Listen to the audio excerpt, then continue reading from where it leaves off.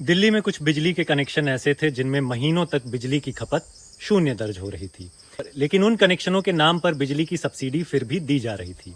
CAG की report के मुताबिक 2019 से 2023 के बीच ऐसे निष्क्रिय कनेक्शनों पर लगभग 42 करोड़ 26 लाख रुपए की सब्सिडी दर्ज हुई। अब यहाँ एक बात बिल्कुल साफ रखिए, सीएजी ने ये नहीं कहा कि 42 करोड़ रुपए चोरी हो गए। ये धोखाधड़ी थी, बिलिंग की गड़बड़ी थी, रिकॉर्ड की समस्या थी या व्यवस्था की कोई और खामी, ये अभी तक साबित नहीं हुआ है। लेकिन असली समस्या भी यही है, क्योंकि जनता के पैसे के मामले में सरकार की जिम्मेदारी सिर्फ पैसा बांट देना नहीं होता।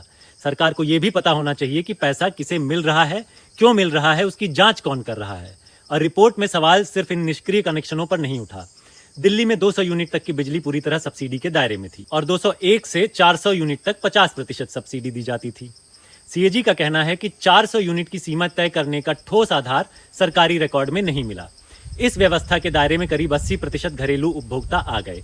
अब एक और दिलचस्प बात देखिए, 0 से 200 यूनिट तक की बिजली इस्तेमाल करने वाले करीब 30 लाख उपभोक्ताओं को साल भर में औसतन लगभग 6,000 रुपए की सब्सिडी मिली, जबकि 200 यूनिट से ऊपर इस्तेमाल करने वाले करीब 16,60,000 उपभोक्ताओं को औसतन 10,000 रुपए से भी ज्यादा की सब्सिडी मिली। यानी जिनकी खपत ज्यादा थी उन्हें प्रति कनेक्शन औसतन सब्सिडी भी ज्यादा मिली। तो यहाँ बहस ये नहीं है कि बिजली पर सब्सिडी देना सही है या गलत। कम आय वाले परिवारों का बिजली का बोझ कम करना बिल्कुल जायज सरकारी नीति हो सकती है, लेकिन अगर किसी योजना का उद्देश्य जरूरतमंद नागरिक की मदद करना है तो फिर यह तय कैसे होगा कि जरूरतमंद कौन है? आमदनी से, परिवार की आर्थिक स्थिति से, या सिर्फ इस बात से कि मीटर पर कितनी यूनिट चढ़ी है? यहीं से राजनीति का हिस्सा शुरू होता है। किसी योजना को सही लोगों तक सीमित करना कठिन है, जांच करनी पड़ती है, आमदनी देखनी पड़ती है, रिकॉर्ड मिलाने पड़ते हैं, लेकिन एक बहुत बड़ी आबादी को सीधे लाभ दे देना आसान है। और जितने ज्यादा लोग किसी योजना से सीधे लाभ लेते हैं, उतनी ही उस योजना की राजनीतिक कीमत भी बढ़ जाती है। इससे यह साबित नहीं होता कि योजना वोट खरीदने के लिए बनाई गई थी, लेकिन यह वजह है कि ऐसी योजनाओं की स्वतंत्र जांच और भी जरूरी हो जाती है। अब सीएजी की रिपोर्ट आने के बाद असली जवाबदेही शुरू होनी चाहिए।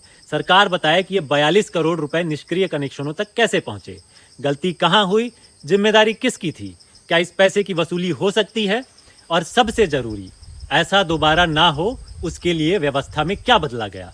आप हो बीजेपी हो कांग्रेस हो, सिद्धांत एक ही रहना चाहिए। सरकार का पैसा नाम की कोई चीज नहीं होती। योजनाएं सरकार चलाती है, पैसा जनता देती है।